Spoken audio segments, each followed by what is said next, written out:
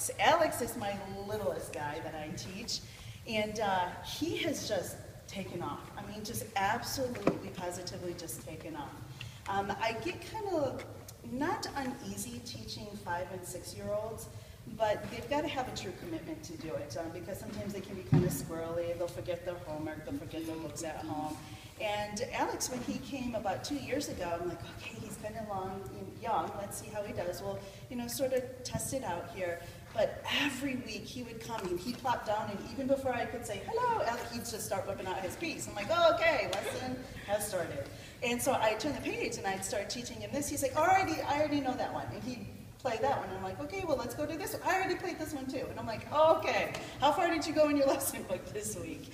And he's just very motivated, at least to me. I don't know. His mom and I have conversations in the morning. He won't practice. And I'm like, well, it's not coming across in lesson.